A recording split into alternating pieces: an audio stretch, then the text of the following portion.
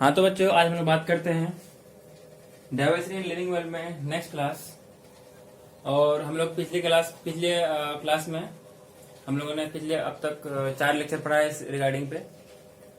और इसमें अब अगर हम नेक्स्ट पढ़ना है जो कि डाइवर्सिटी इन लिविंग वर्ल्ड में अपना मेन पार्ट है। इसको हम ऐसे भी कैसे कहते हैं कि simply it is plant diversity. क्या बोलते हैं हम? प्लांट डाइवर्सिटी बोलते हैं। क्योंकि बेसिकली हम इसमें क्या पढ़ेंगे, वो सारे के सारे रूल्स एंड रेगुलेशंस जिनके थ्रू हम इन सब चीज को पढ़ते हैं और इसका नेमिंग वगैरह जो भी इनका प्रोसीजर वगैरह होता है, इन सबको हम पढ़ते हैं। ठीक है, तो शुरू करने से पहले कुछ बेसिक टर्म है हमें पता होना चाहिए। जैसे अगर मैं बात करूं taxonomy, what do you mean by taxonomy, what is taxonomy. अगर मैं टैक्सोनॉमी की बात करूं, तो सिंपली टैक्सोनॉमी क्या है? It is nothing but it is a full of rules and laws जिनके through which governs how to nomenclature and naming an organism और आइडेंटिफाई ऑर्गेनिज्म और क्लासिफाई अ ऑर्गेनिज्म। मतलब किसी भी ऑर्गेनिज्म को हम किस तरीके से क्लासिफाई करते हैं, या उससे पहले हम कैरेक्टराइज करते हैं, आइडेंटिफाई करते हैं, नेमिंग करते हैं और क्लासिफाई करते हैं। ठीक है, तो सिंपली इसको क्या बोलेंगे? Taxonomy is basically study of principles and rules और प्रोसीजर्स ऑफ क्लासिफिकेशन। क्या बोला मैंने? It is the study of principle and procedures of classification. इसी को हम क्या बोलते हैं? टैक्सोनॉमी। टैक्सोनॉमी क्या है? अपना ब्रांच, बायोलॉजी का ब्रांच है। ये अपने पास जूलॉजी या बॉटनी किसी के लिए हो सकता है। मतलब किसी भी ऑर्गेनिज्म का नेमिंग वगैरह का नेमिंग, आइडेंटिफाई, क्लासिफाई करने के लिए वो जो सारे के सारे प्रोसीजर होते हैं, उन सबके मेथड्स के जो रूल्स एंड रेगुलेशंस हैं, जो प्रोसीजर है, उनके स्टडी को हम क्या बोलते हैं? टैक्सोनॉमी बोलते हैं। तो taxonomy basically it was given bye a scientist named A.P.D. कैंडोले। क्या नाम है? A.P.D. कैंडोले। और उन्होंने एक किताब लिखी थी। उनका किताब का नाम था अपने पास theories of elementary della botanica. मतलब theories of elementary botanica, elementary of Botanica.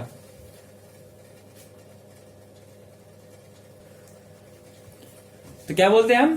Theories elementary della botanica. उसमें इस किताब में उसने इन सब चीज का डिटेल्स वगैरह दिया था। और ये टर्म भी टैक्सोनॉमी टर्म किसने दिया था? A.P.D. कैंडोले। कभी सवाल लगा या क्वेश्चन कभी किसी भी कम्पिटेटिव एग्जाम या किसी भी सब्जेक्ट किसी भी एग्जाम में पूछा जाए तो उस साइंटिस्ट का नाम क्या है जिसने टैक्सोनॉमी का कंसेप्ट दिया था? A.P.D. कैंडोले। ठीक है, सिंपल। अगर हम पूरे यूनिवर्स की बात करें तो हम जब बात करते हैं डाइवर्सिटी इन लिविंग वर्ल्ड, मतलब डिफरेंट टाइप्स ऑफ ऑर्गेन, चाहे प्लांट्स हो, एनिमल्स हो, लोअर प्लांट्स हो, लोअर एनिमल्स हो, हायर प्लांट्स हो, हायर एनिमल्स हो, even microbes, virus, bacteria, protozoa, any microbes और any microscopic organism, either it phytoplankton और जूप्लैंक्टन, मतलब माइक्रोस्कोपिक प्लांट और माइक्रोस्कोपिक एनिमल। किसी भी ऑर्गेनिज्म की बात करें, मतलब वो जो ऑर्गेनिज्म जो जिसकी हम लिविंग की बात कर रहे हैं, उसमें अगर इस तरह की सारी चीज है जिसकी हम स्टडी करते हैं, तो देखा गया, इसको एस्टिमेट किया गया और ऐसा मालूम चला कि यूनिवर्स में इस जो अपने डाइवर्सिटी है, nearly approx there are 30 million species exist in the universe. कितने? 30 million species in the universe exist, out of which अपने पास 1.7 to 1.8 मिलियन स्पेसीज अब तक का जाना जा चुका है, मतलब नॉन एंड डिस्क्राइब्ड।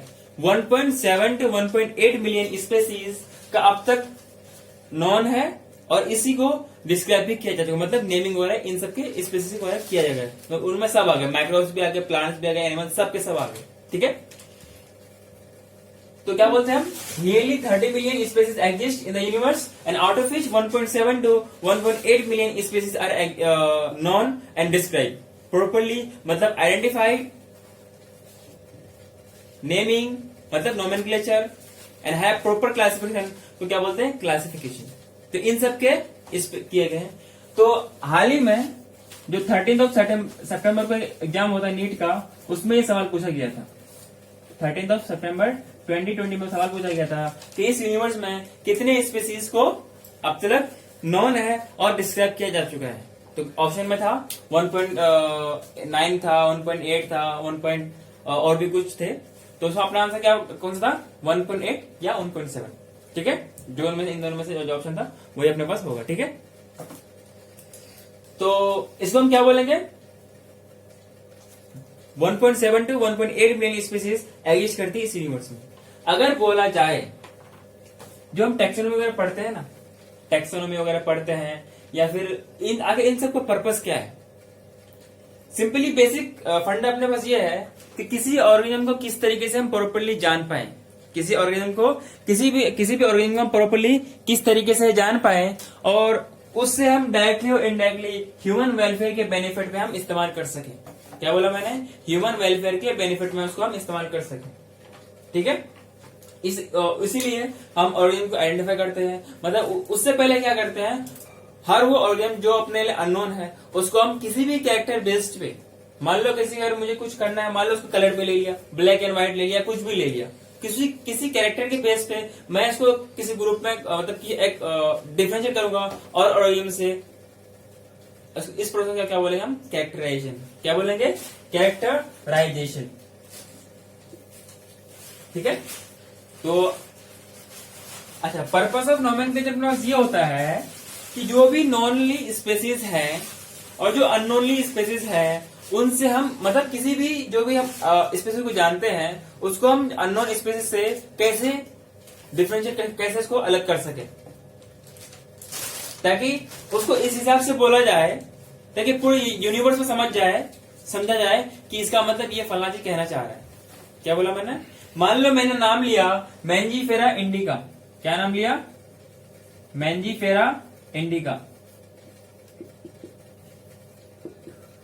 इसका मतलब क्या कि यूनिवर्स में किसी भी, चाहे इंसान पढ़ा हुआ है तो वो जानेगा, नहीं पढ़ा तो कोई बात नहीं. ठीक है, तो ये सब जानेगा कि इसका मतलब वो कहना चाह रहा है मैंगो के बारे में. मैंने बोला पीसम सैटिवम, इसके बारे में जाना जाएगा. मतलब कोई सा भी होमो सेपियंस ले तो मतलब कि ह्यूमंस के बारे में कहा जाता है. इस तरीके से कोई भी वो जूलॉजिकल या नेम या बॉटनिकल नेम लिया जाए तो उसे क्या समझे, उसका नाम जाना जाएगा. ठीक है, तो पूरे यूनिवर्स में एक ही नाम से जाना जाए, इसीलिए हम नोमेनक्लेचर वगैरह करते हैं और इसे हम टैक्सोनॉमी में इसका पढ़ते हैं. ठीक है, क्योंकि अगर कॉमन नेम के बेस पे जाया जाए तो किसी चीज को किसी अलग रीजन पे, रीजन बेस्ड या लोकल हो या फिर किसी भी इंटरनेशनल लेवल पे हो या जोनल लेवल पे हो, इनके नेमिंग डिफरेंट होते हैं. मान लो पोटैटो को दिल्ली पे कुछ और कहा जाता है, मुंबई में कुछ और कहा जाता है. ठीक है, तो इस तरीके से नेमिंग सेम हो ताकि हर एक इंसान समझ जाए कि हम जो ये नाम ले रहे हैं इसका मतलब वो फलाना चीज के बारे में कह रहा है. ठीक है, इसलिए हम इसको पढ़ते हैं टैक्सोनॉमी या नोमेनक्लेचर या आइडेंटिफाई या क्लासिफिकेशन. ठीक है, तो इसमें अपना पहला स्टेप है टैक्सोनॉमी में, इसको बोलते हैं हम क्या, कैरेक्टराइजेशन. मतलब बेस्ड ऑन सर्टेन कैरेक्टर्स, चाहे वो कलर के बेस पे हो या उसके एक्सटर्नल और इंटरनल फीचर्स के बारे में हो, इसको हम क्या बोलते हैं, कैरेक्टराइजेशन. क्या बोला, क्लासिफाइंग और ग्रुपिंग और arranging on the basis of certain characters. In taxonomy we need some terms जिसको हम स्टेप बाय स्टेप कैरेक्टराइज करते हैं, मतलब स्टेप बाय स्टेप उसको अरेंज करते हैं, नेम करते हैं, क्लासिफाई करते हैं और ग्रुपिंग वगैरह करते हैं. ये पूरा का पूरा अपना टैक्सोनॉमी में आती है. ठीक है, तो ये होगा अपने पास पहला स्टेप. कभी कभी सवाल पूछा जाता है कि what is the first step in taxonomy और टुवर्ड्स टैक्सोनॉमी. अगर ऑप्शन में अपने पास कैरेक्टराइजेशन है तो ये आपको ये लिखना पड़ेगा. सिंस पहले हम कुछ सर्टेन कैरेक्टर बेस्ड पे ही उसको हम किसी नॉन या अननोन ऑर्गेनिज्म से डिफरेंशिएट करते हैं, जो मतलब जो ऑलरेडी नॉन है उससे और जो नहीं पता है अपने को उसके रिगार्डिंग इसको हम डिफरेंशिएट करते हैं. तो क्या पढ़ते हैं हम, पहला स्टेप अपने पास आइडेंटिफिकेशन. आइडेंटिफाई मतलब क्या कि कुछ सर्टेन कैरेक्टर के बेस पे हम उसको आइडेंटिफाई करेंगे. मतलब the process by which an organism are recognised from other already known organisms and assigned to a particular taxonomic group. इसको क्या बोलते हैं हम, आइडेंटिफिकेशन बोलते हैं. मान लो अगर मैंने राइस के ग्रुप को लिया तो मैंने कहा कि ये जो राइस की स्पीसीज है उसको मैं किसी पार्टिकुलर ग्रुप पे मैंने रख दिया, मतलब ये नॉन है. अब जो मान लो मैं कुछ वीट का स्पीसीज ले आया, तो ये ऑलरेडी नॉन है, तो इससे हम उसको अलग ग्रुप में करेंगे। मतलब जो नॉन है, जो नया हम कर रहे हैं, उससे इसको अलग ग्रुप में, मान लो किसी अलग ग्रुप में G2 ग्रुप 2 में रख दिया, तो इस तरीके से हम इसको आइडेंटिफाई करेंगे बेस्ड ऑन सर्टेन कैरेक्टर्स। ठीक है, कुछ हम कैरेक्टर सेलेक्ट करेंगे, आगे हम पढ़ेंगे कि कौन कौन से कैरेक्टर लेते हैं। तो सिंपली जिस प्रोसेस के थ्रू हम ऑर्गेन्स को पहचानते हैं और कोई इसको टैक्सोनॉमी ग्रुप देते हैं, मतलब कि हम जो टैक्सोनॉमी में जो भी सारे ग्रुप्स किया, किसी भी एक पर्टिकुलर सेट क्यों हम बोलेंगे, उसको हम बायोलॉजी में या हम बॉटनी और जूलॉजी में क्या बोलते हैं, टैक्सोनॉमी ग्रुप बोलते हैं। आगे चल के इसको बोलेंगे टैक्सोन बोलेंगे या टैक्सा बोलते हैं, सिंगुलर प्लूरल की बात है। ठीक है, तो पहला क्या अपना मतलब identification, simply process by which organisms are recognized from other already known organisms and assigned to a particular taxonomy group, इसको हम क्या बोलते हैं, आइडेंटिफिकेशन। नेक्स्ट अपने पास क्या है, नोमेनक्लेचर। मान लो मैं किसी ऑर्गेनिज्म को पहचान लिया, अब मैं उसको नाम दूं ताकि इस नाम से फिक्स हो जाए, इस नाम से ये फिक्स हो जाए और पूरी यूनिवर्स में इसी नाम से जाना जाए। ठीक है, इसलिए हम क्या करते हैं, naming of known organism according to international rules, इसको क्या बोलते हैं, नोमेनक्लेचर। तो प्लांट के लिए अपने पास जो इंटरनेशनल रूल है, एक होता है अपने पास ICBN, मतलब international code for botanical nomenclature. तो प्लांट से रिलेटेड क्या है, बॉटनी, बॉटनी से रिलेटेड प्लांट है, तो मतलब हम जब प्लांट्स की नेमिंग करेंगे तो उसका हम ये वाला रूल्स को फॉलो करेंगे। उसी तरीके से अगर मैं एनिमल्स की बात करूं, उसके लिए होता है ICZN, international code for zoological nomenclature, मतलब एनिमल्स का नेमिंग करेंगे। उस तरीके से माइक्रोब्स का नेमिंग हो तो उसके लिए अलग हम रूल्स को फॉलो करेंगे। तो हर जो चीज है उसके लिए नेमिंग करने के लिए अपना अलग अलग प्रोसीजर रूल्स है। ठीक है, तो हम उस सर्टेन रूल्स के तहत उसका नेमिंग करेंगे। इसी प्रोसेस, नेमिंग के प्रोसेस को बोलते हैं नोमेनक्लेचर। किसी भी चीज का नेमिंग करना, that is known as nomenclature या सिंपली नेमिंग बोलते हैं। बायोलॉजी के टर्म्स में क्या बोलते हैं, नोमेनक्लेचर। ठीक है, नेक्स्ट अपने पास है क्लासिफिकेशन। जब उसको हम नेम्ड कर चुके, मतलब ऑलरेडी हम नेमिंग कर चुके हैं, अब इसको हम प्रॉपर्ली एक ग्रुप वाइज हम डिसाइड करेंगे कि किसको किस ग्रुप में रहना चाहिए। मान लो कि जो मैक्सिमम कैरेक्टर्स है जिससे वो मैच खाते हैं, मान लो अगर ह्यूमंस की बात करूं तो एक ऑर्गेनिज्म है, जैसे मेरे पास 2 हाथ है, 2 पैर है, 2 कान है, इस तरीके से एक ग्रुप में रख दिया। इस तरीके से मेरे से और भी कोई इंसान किसी को मिल गया, तो अगर देखेगा उसके पास 2 हाथ 2 पैर है तो उसको उस ग्रुप में डाल दिया। तो इस तरीके से हम यहाँ पे करते हैं कि हम उसको पार्टिकुलर उनके कन्वीनियंट कैटेगरीज के बेस पे हम क्या करते हैं, उसको अलग ग्रुप में डालते हैं। तो process by which any organism is grouped into their convenient, मतलब जिससे वो उसको होना चाहिए, मतलब मैक्सिमम सिमिलरिटी जो उसके जिस ग्रुप से मिलना चाहिए उसको मैं कन्वीनियंट कैटेगरीज पे डाल दूं, उसको बोलते हैं कन्वीनियंट, मतलब उसके लिए मैक्सिमम कैरेक्टर्स सेम हो, मतलब उससे मिलते रहते हो। On the basis of some easily observable character, मतलब कि ऐसा कैरेक्टर्स जिसको हम इजीली ऑब्जर्व कर सके और उसको हम किसी ग्रुप में रख सके। इसी प्रोसेस को क्या बोलते हैं, हम क्लासिफिकेशन बोलते हैं। क्या बोलते हैं, क्लासिफिकेशन।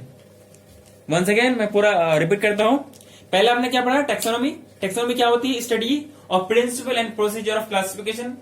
इसमें अपने पास टैक्सो का मतलब होता है अरेंजमेंट और नॉमी का मतलब होता है लॉज, मतलब वो ब्रांच जहां पे लॉज का अरेंजमेंट, मतलब प्रिंसिपल एंड प्रोसीजर्स का हम स्टडी करते हैं क्लासिफिकेशन के लिए, उसको हम क्या बोलते हैं, taxonomy. And it was given by A P de Candolle. क्या बोलते हैं उसको हम, उसका नाम क्या है, साइंटिस्ट का नाम एपीडी कैंडोले। वो साइंटिस्ट जो कि टैक्सोनॉमी से रिलेटेड होंगे उसको क्या बोलेंगे, टैक्सोनॉमिस्ट। क्या बोलेंगे, टैक्सोनॉमिस्ट। तो पूरे यूनिवर्स में अपने पास 30 मिलियन स्पीसीज एग्जिस्ट करती है, जिनमें से 1.7 टू 1.8 मिलियन स्पीसीज अब तक नॉन है और इसको हम डिस्क्राइब कर चुके हैं। ठीक है, फिर हमने बात किया पर्पस ऑफ नोमेनक्लेचर कि किस तरीके से मतलब पूरी यूनिवर्स में सेम नाम से जाना जाए। फिर नेक्स्ट हमने बात किया कैरेक्टराइजेशन, मतलब किसी सर्टेन कैरेक्टर्स के बेस पे किसी हम ऑर्गेनिज्म को कैसे हम टैक्सोनॉमी के अलग अलग स्टेप पे उसको हम पढ़ सके, आइडेंटिफाई कर सके, नोमेनक्लेचर कर सके, क्लासिफाई कर सके। तो इन सब के लिए हमें पहले उसको कैरेक्टर के बेस पे अलग अलग सेट ऑफ मतलब रूल्स के तहत उसको हमको अलग अलग ग्रुप में डालना पड़ेगा। फिर क्या होगा, ये अपना कैरेक्टराइजेशन हो गया, मतलब कुछ हमें अलग अलग कैरेक्टराइजेशन का सिंपली मतलब कि उसे कुछ सिमिलर कैरेक्टर के बेस पे हम उसको एक पर्टिकुलर एक कन्वीनियंट कैटेगरीज पे रख रहे हैं। फिर उसके आइडेंटिफाई करेंगे उसको हम, मतलब कैरेक्टराइजेशन में थोड़ा बहुत सिमिलर ग्रुप में रहेगा। फिर आगे जो अपना 3 स्टेप मेन है इसको बोलते हैं आईएनसी। क्या बोलते हैं? आईएनसी। पहले तो होगा कैरेक्टराइजेशन मतलब सी, देन फिर क्या है आईएनसी मतलब आइडेंटिफिकेशन, नोमेनक्लेचर, देन फिर क्लासिफिकेशन। ठीक है, दूसरा अपना हो गया नोमेनक्लेचर, फिर तीसरा क्या होगा क्लासिफिकेशन। तो इस तरीके से अपना ये पूरा का पूरा सेट ऑफ, ठीक है। तो अपना प्लान डाइवर्सन में ये सब के सब हमें किसी भी ऑर्गेनिज्म को जानने पढ़ने के लिए हमें सब चीज आना जरूरी है। ठीक है, हाँ तो बच्चों हम बात करते हैं टाइप्स ऑफ टैक्सोनॉमी। ये अलग अलग टाइम पे साइंटिस्ट ने अलग अलग टाइप्स ऑफ टैक्सोनॉमी दिया, जिस हिसाब से उनके पास नॉलेज थी उनके हिसाब से उन्होंने अपना अपना टैक्सोनॉमी का ब्रांच। तो सबसे इनिशियली ओल्डेस्ट जो या ओल्ड बोला जाए, सबसे पुराना जो टैक्सोनॉमी था उसको बोलते हैं क्या? सिस्टमैटिक्स या old systematics. It was given by Linnaeus. Linnaeus ने कौन सा दिया था? सिस्टमैटिक्स, ओल्ड सिस्टमैटिक्स या सिंपली सिस्टमैटिक्स। सिस्टमैटिक्स का मतलब यही होता है कि ऑर्गेनिज्म का पार्टिकुलर पैटर्न पे या सिस्टमैटिक अरेंजमेंट करना। मतलब सिस्टमैटिक अरेंजमेंट ऑफ ऑर्गेनिज्म्स को हम क्या बोलते हैं? सिस्टमैटिक्स बोलते हैं।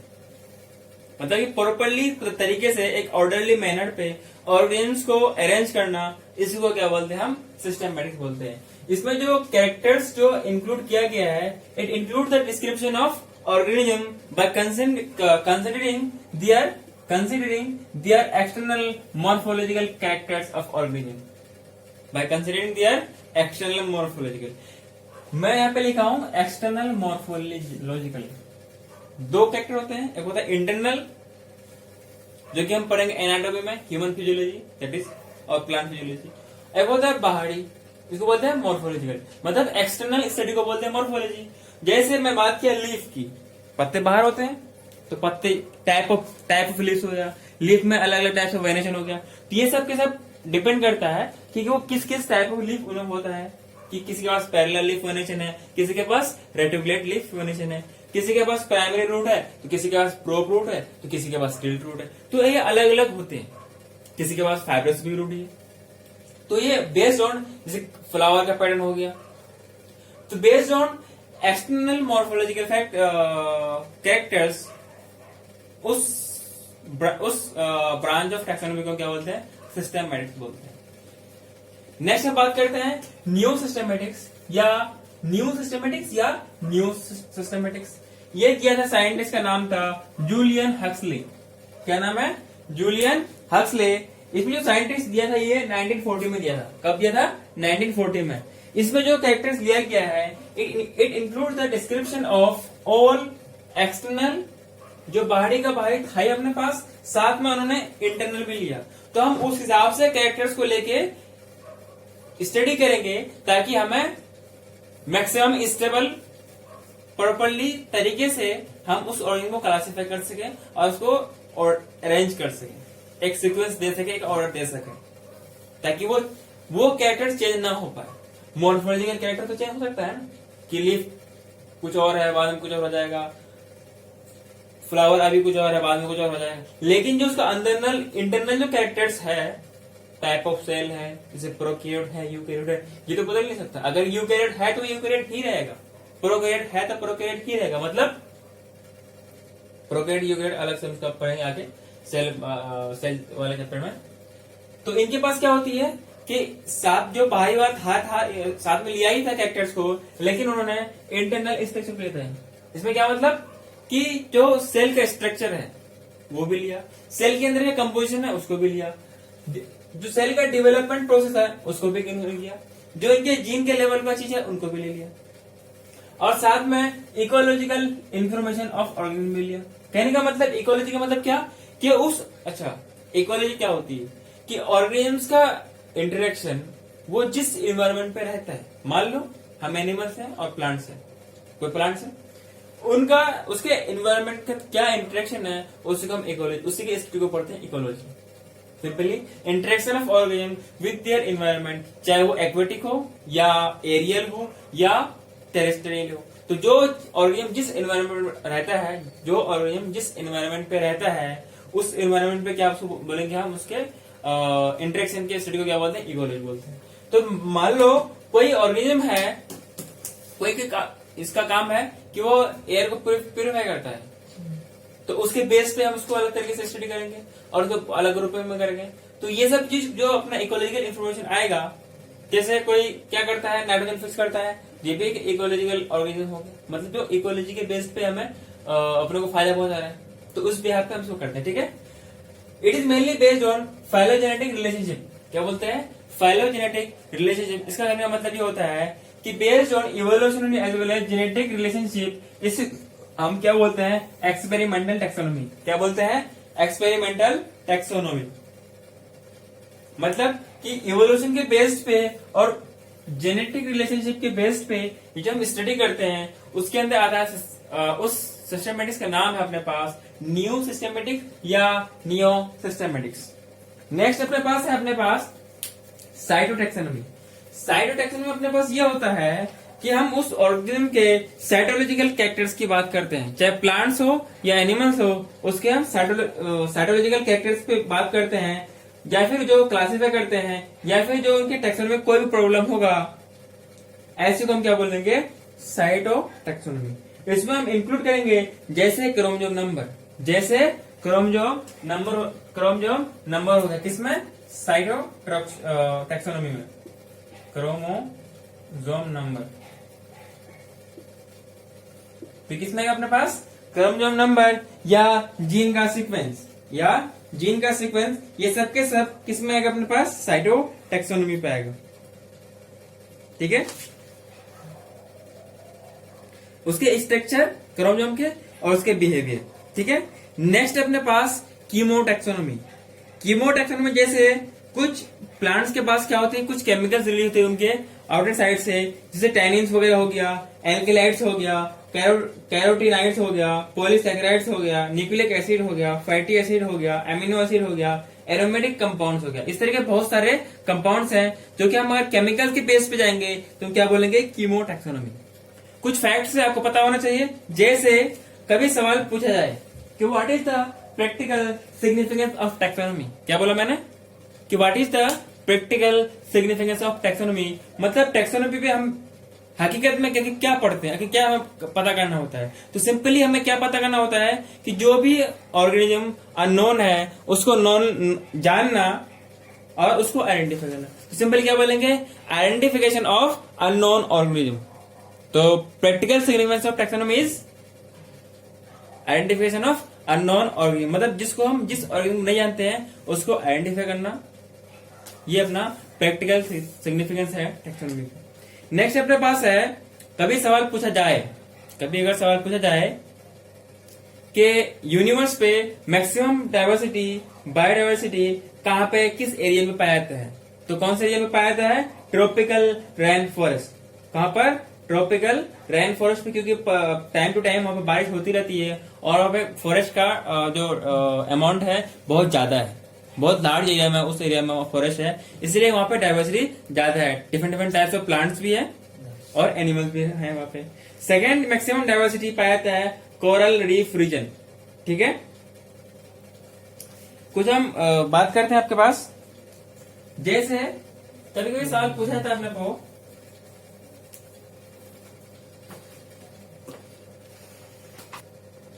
जैसे कभी पूछता है कि बायोडाइवर्सिटी किसने दिया था, तो बायोडाइवर्सिटी दिया था, साइंटिस्ट का नाम है W.G. रोजन। नेक्स्ट है वाइल्ड लाइफ, तो वाइल्ड लाइफ का जो कंसेप्ट वो किसने दिया था? विलियम हॉर्डे ने दिया था। क्या नाम है? विलियम हॉर्डे। तो ठीक है, आज के इतने रखते हैं। बच्चों के टाइम टू टाइम अपना प्रॉपर नोट्स बनाते रहिए, पढ़ते रहिए, फिर हम नेक्स्ट क्लास में मिलेंगे आपसे। थैंक यू बच्चों।